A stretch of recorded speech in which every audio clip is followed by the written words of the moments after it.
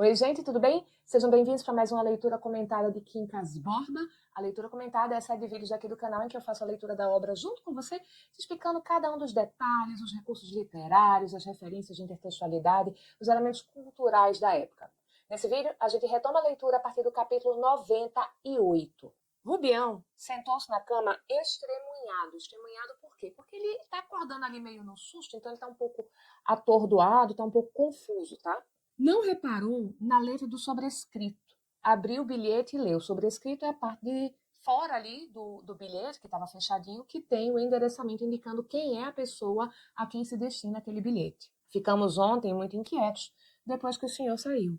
Cristiano não vai lá agora porque acordou tarde e tem de ir ao inspetor da alfândega. Mande nos dizer se passou melhor. Lembranças de Maria Benedita e da sua amiga e obrigada, Sofia. Obrigada aqui, gente, tem o sentido de uma pessoa que é muito grata às atenções, às delicadezas que a outra pessoa costuma lhe fazer. Diga ao portador que espere, diga à pessoa que portou o bilhete até aqui que espere. Daí a 20 minutos a resposta chegou à mão do moleque que trouxera o bilhete. Moleque aqui, gente, não é apenas menina, eu já expliquei isso em capítulo anterior. A palavra originalmente vem de língua africana e por isso ela tem uma conotação por muito tempo de menino que é escravizado, tem a designação de classe, tem uma designação de cor de pele, tá?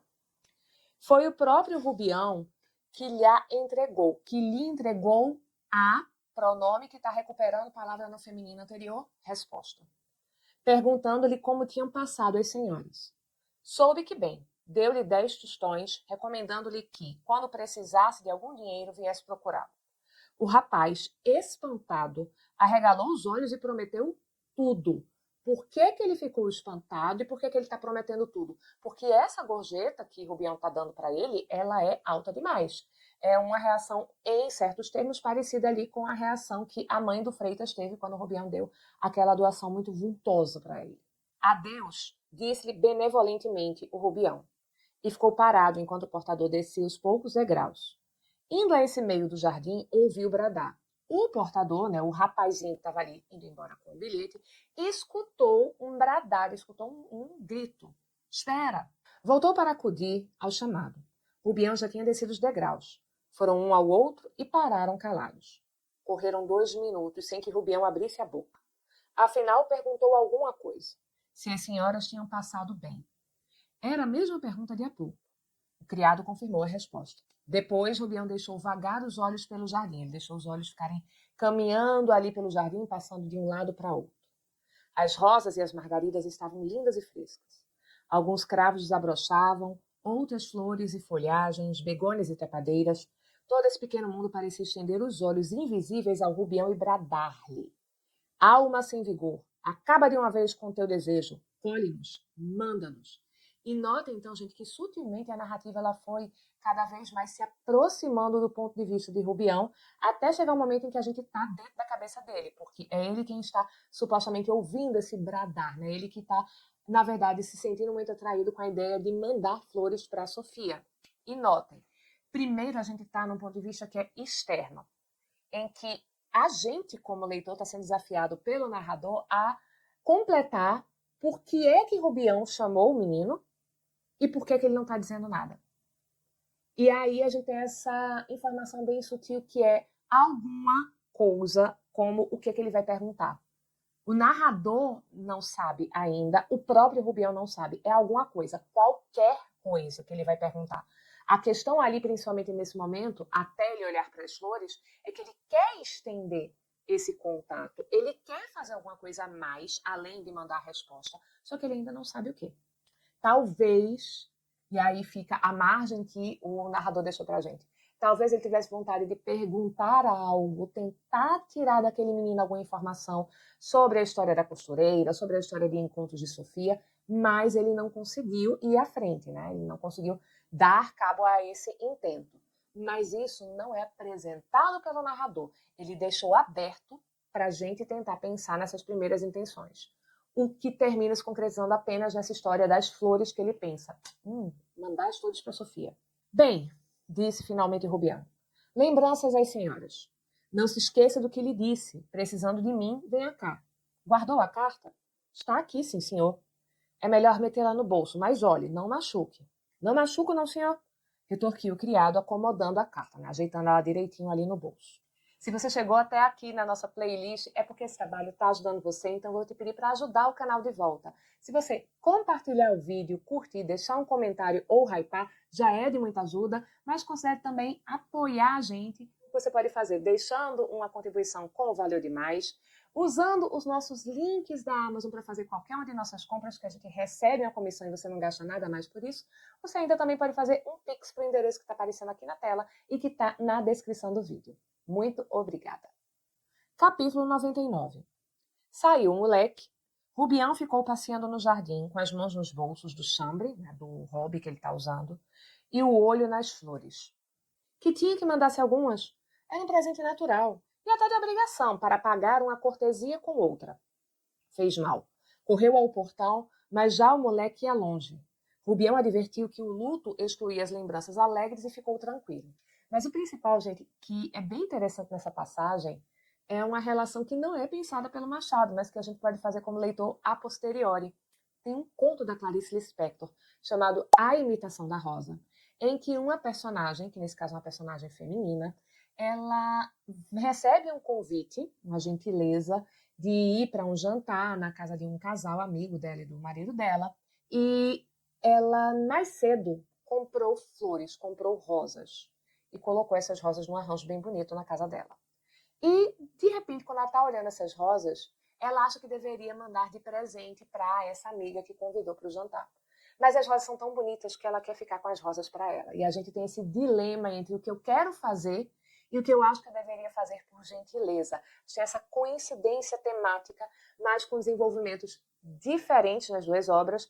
Esse foi um conto, inclusive, que impressionou muito Caetano Veloso quando ele leu esse conto pela primeira vez, porque existe uma temática ali de saúde mental que também vai perpassar o conto. Ele disse que ele ficou com muito medo de um dia vivenciar uma experiência parecida com o que essa moça desenvolve ali nesse conto da Clarice. Fica aqui a dica para vocês lerem esse conto, A Imitação da Rosa, tá?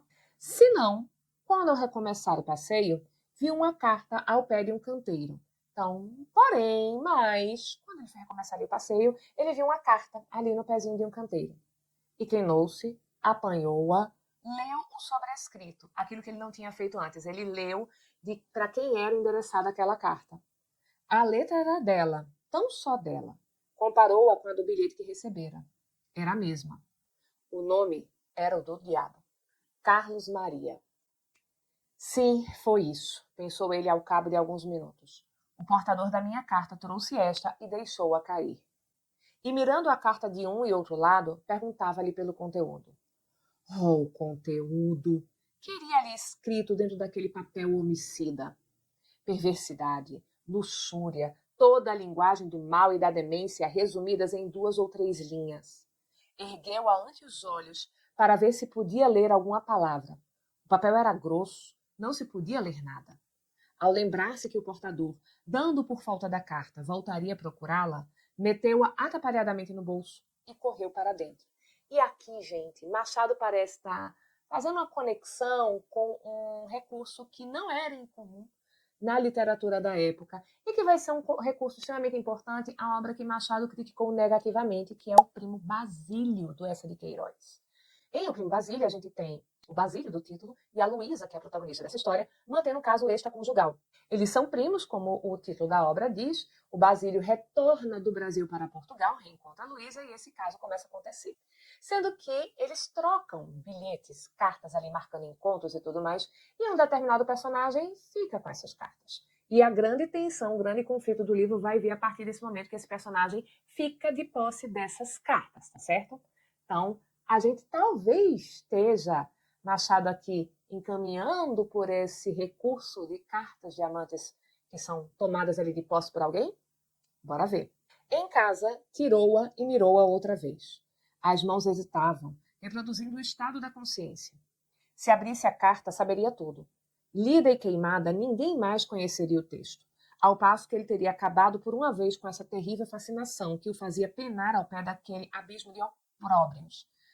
Opróbrios, gente, são xingamentos, tá? Ele está mentalmente xingando muito a Sofia e o Carlos Maria. Não sou eu que o digo, é ele. Ele é que junta esse e outros nomes ruins. Ele, o que para no meio da sala, com os olhos no tapete, em cuja trama figura um turco indolente, preguiçoso, cachimbo na boca, olhando para o Bósforo. Devia ser o Bósforo. O Bósforo, gente, é o Estreito de Bósforo e o Mar de Bósforo é essa área ali em que o mar separa duas porções da Turquia, aquela que fica ali já em continente asiático e aquela que fica na área europeia, tá, do país. Então, a gente teria aí esse personagem supostamente olhando para esse mar.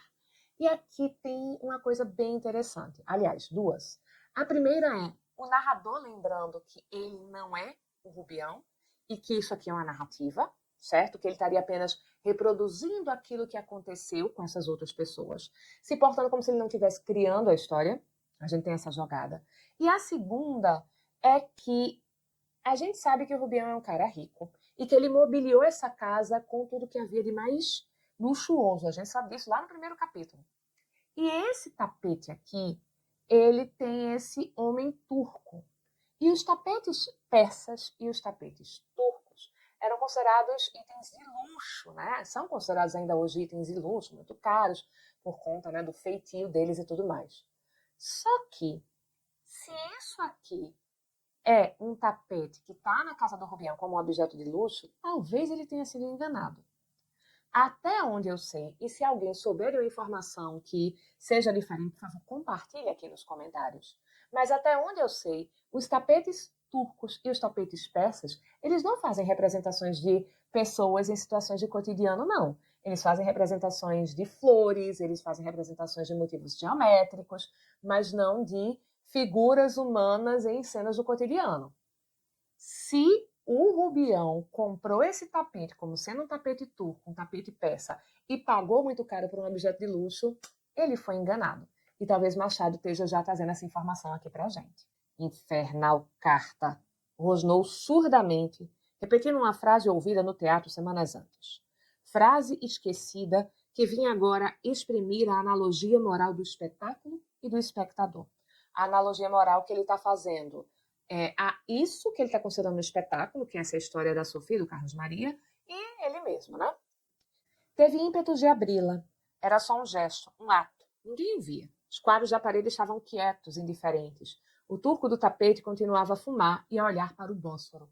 Talvez o Rubião esteja numa situação mental melhor que a do Bento Santiago no início do Dom Casmurro. Logo ali nos primeiros capítulos ele vai agir, vai falar como, e claro que pode ser só figura de linguagem, mas ele responde ao que seriam os estímulos dos buchos que ele tem pintados nas paredes, que estimulam ele a contar essa história que ele vai contar pra gente, que termina sendo a história da relação dele com o Capeton, tá? Contudo, sentia escrúpulos. A carta, posto que achara no jardim, não lhe pertencia, mas ao outro. Era como se fosse um embrulho de dinheiro. Não devolveria o dinheiro ao dono?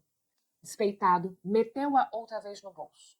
Entre mandar a carta ao destinatário e entregá-la a Sofia, adotou afinal o segundo alvitre, a segunda ideia. Tinha a vantagem de poder ler a verdade nas feições da própria autora. Se ele chegar lá e falar para ela, se ela tiver uma reação de susto, se ela tiver uma reação de medo, ele tem confirmado que eles estão nesse relacionamento. Digo-lhe que achei uma carta assim e assim, pensou Rubião. E antes de lhe dar a carta, vejo bem na cara dela se fica aterrada ou não, se fica aterrorizada ou não.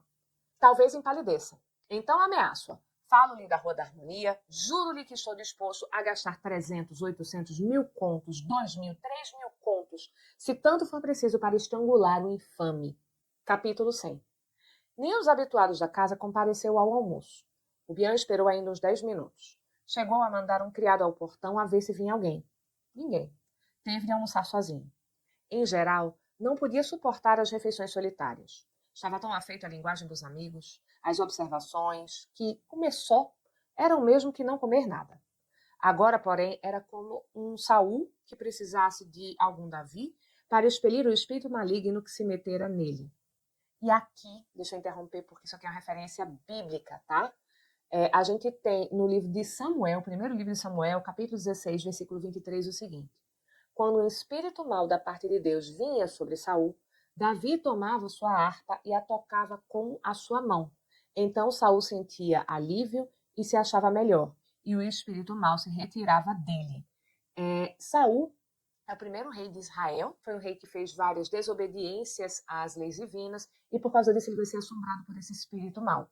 E a gente tem essa fase em que Saul, sendo rei, ele mantém Davi próximo dele, porque Davi faz esse alívio de seus males. De certa forma, Rubião está se sentindo aqui como um rei que precisa dessa pessoa que vai ali afugentar o espírito ruim, esses sentimentos negativos que o assomam, que vai fazer isso tocando um instrumento musical. Nesse caso, trazendo elogios para ele, é o que ele principalmente está esperando, né? Gente que ali possa bajulá-lo e com isso distraí-lo desse sofrimento amoroso. Já queria mal ao portador da carta, porque a deixara cair. Ignorar era um benefício. E depois a consciência vacilava.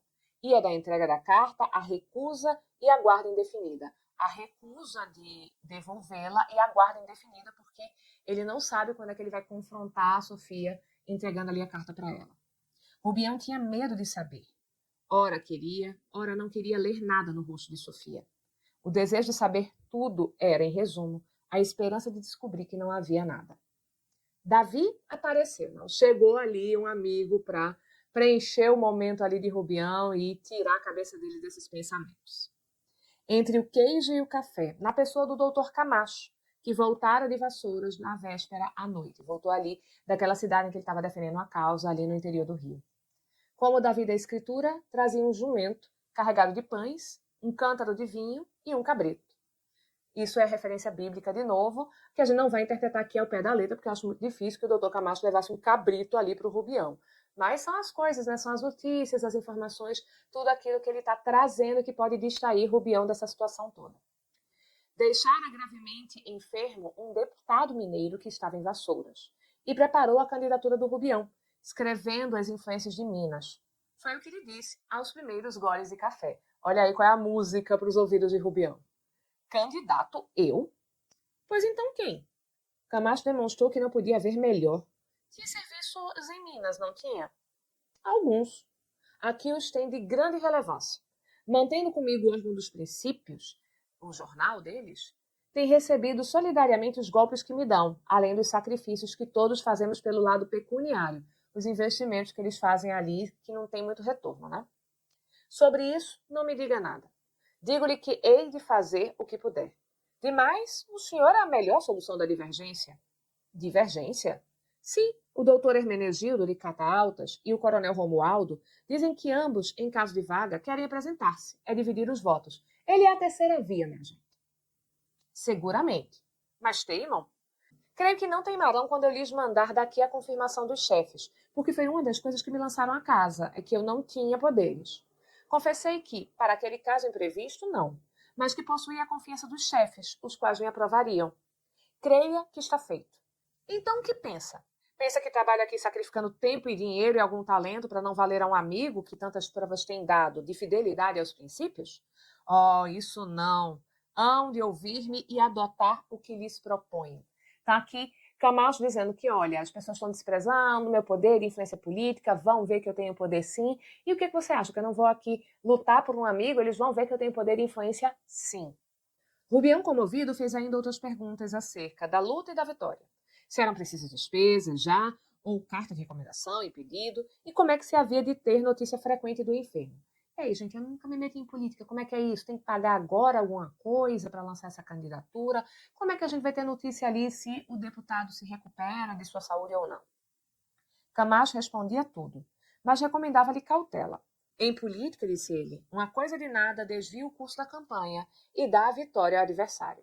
Contudo, ainda que não saísse vencedor, tinha Rubião a vantagem de ficar com o seu nome sufragado. O nome ficava ali conhecido porque ele já vai receber alguma atenção, alguns votos, e o precedente contava-se por um serviço. Ele está dizendo que é como se você tivesse ali já tido alguma forma de mandato. Não é, Camacho está aumentando muito aqui as coisas. Mas é fato, gente, que muita gente ali no campo político lança uma candidatura num determinado momento, não pensando que vai realmente ser eleito ali, mas para começar a ser conhecido, começar a fazer nome, para ter chances reais num outro momento, num trabalho mais a longo prazo. Firmeza e paciência, concluiu Camacho, né? E logo em seguida, Eu próprio que sou, se não um exemplo de paciência e firmeza, a minha província está entregue a um grupo de bandidos. Não há outro nome para a gente dos pinheiros. E além disso, digo isso com dor e em particular. Tenho amigos que me intrigam, os ganhadores que querem ver se o partido me repele e se tomam o meu lugar. Uns amigos bem não amigos, né? Uns biltres, uns canalhas. Ah, meu caro Rubião, isso de política pode ser comparado à paixão de nosso Senhor Jesus Cristo. Não falta nada. Nem o discípulo que nega, nem o discípulo que vende. Coroa de espinhos, bofetadas, madeiro e, afinal, morre-se na cruz das ideias, pregado pelos cravos da inveja, da calúnia e da ingratidão. E esse é o segundo momento em que a gente tem aqui essas referências de caráter bíblico para as situações dessas pessoas. E, gente, é muita audácia esse pessoal se comparar a uma figura bíblica e muito mais aqui a do Camacho, porque ele está se comparando assim, os seus sofrimentos pela carreira política com os sofrimentos de Cristo ali no momento da crucificação. Independente de quem está lendo, ser ou não uma pessoa religiosa e cristã, você está falando de uma pessoa efetivamente torturada daquele jeito, e ele dizer que a luta dele pela política, a maneira como ele termina sofrendo ali reveses, às vezes provocados por aliados, pode se comparar a uma situação dessas. Tem um drama e tem um discurso aqui parodístico da obra do Machado, que é bastante comum. Essa frase, caída no calor da conversa, pareceu-lhe digna de um artigo. Reteve-a de memória. Antes de dormir, escreveu-a em uma tira de papel. Mas na ocasião da conversa, enquanto a repetia consigo para fixá-la, Rubião dizia que se animasse, que ele era um homem para fazer grandes campanhas e não fugisse de caretas. Quem teve a ideia do artigo foi o Camacho, né? Que trabalha tanto ali no jornal. E o Rubião está dizendo, mas continue, não desista não tenha medo de cara feia. De caretas? Vou lá eu ter medo de cara feia? Seguramente que não. Nem de papões verdadeiros. Nem se existisse um bicho papão verdadeiro, eu teria medo dele.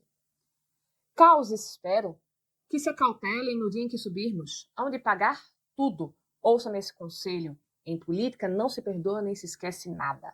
Quem fez uma, paga. Creia que a vingança é um prazer, continuou sorrindo. Há muita delícia. Enfim, contados os males e os bens da política, os bens ainda são superiores. Há ingratos, mas os ingratos demitem-se, prendem-se, perseguem-se. Gente, olha o Camacho botando as garrinhas de fora, né? Rubião ouvia subjugado. Camacho impunha, faiscavam-lhe os olhos. Os anátemas, as reprovações, brotavam-lhe como da boca de Isaías, o profeta Isaías. As palmas do triunfo verdejavam-lhe nas mãos. De novo, referência bíblica.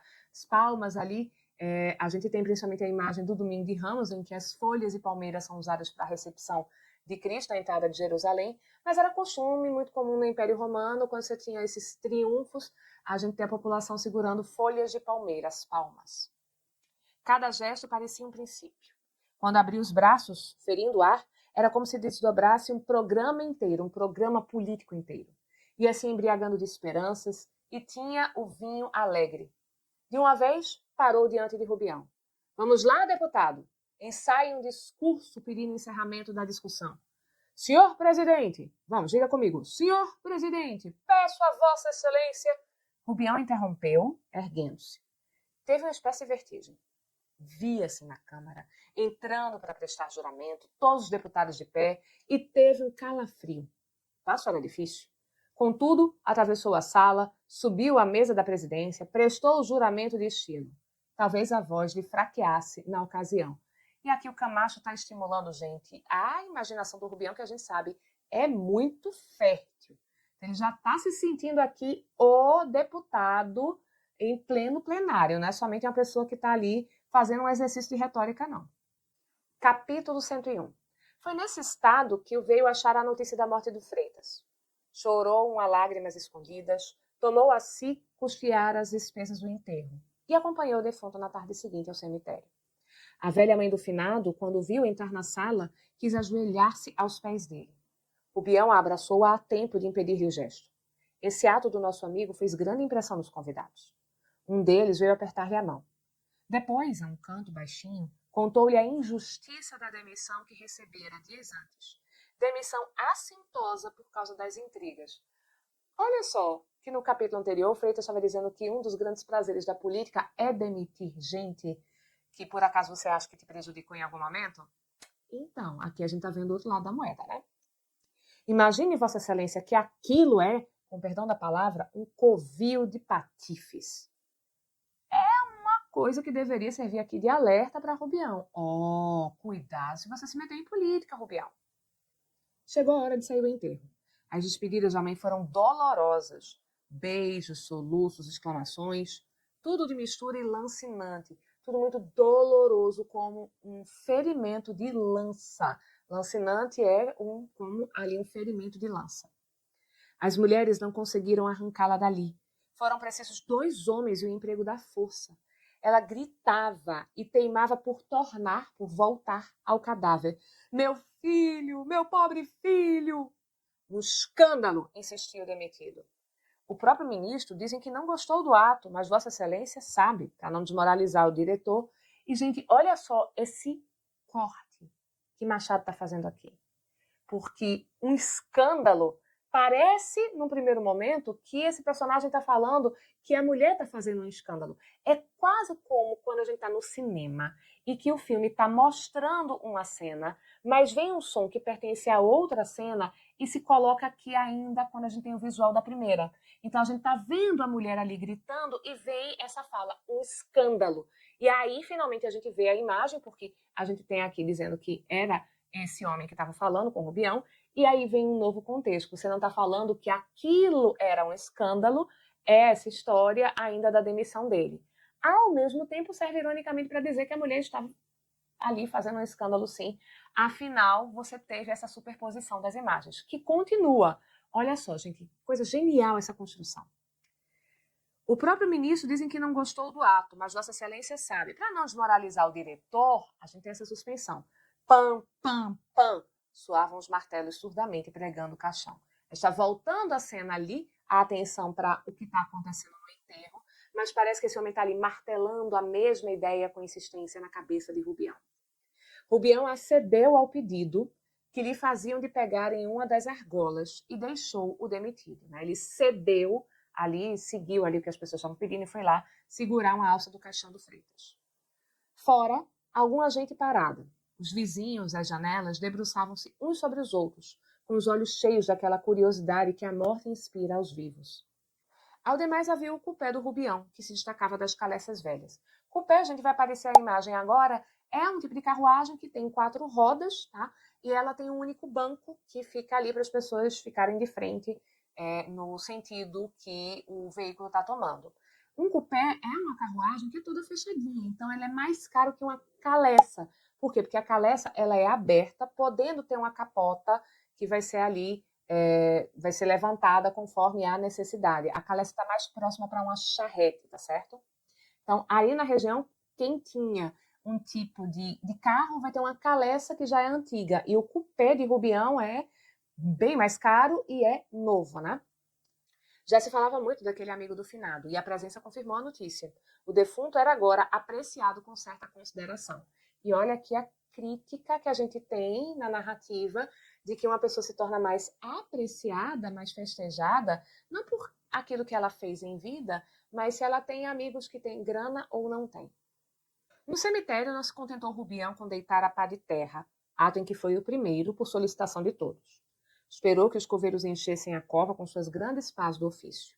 Tinha os olhos úmidos. Acabou, saiu, ladeado, cercado pelos outros, e à porta, com uma só chapelada para a direita e para a esquerda, saudou a todas as cabeças descobertas e curvas. Ao entrar no cupé, ainda ouviu essas palavras a meia voz. Parece que é senador, desembargador, coisa assim. Gente, Rubião virou a grande atração do enterro do Freitas. Ele está sendo tratado como uma grande celebridade aqui.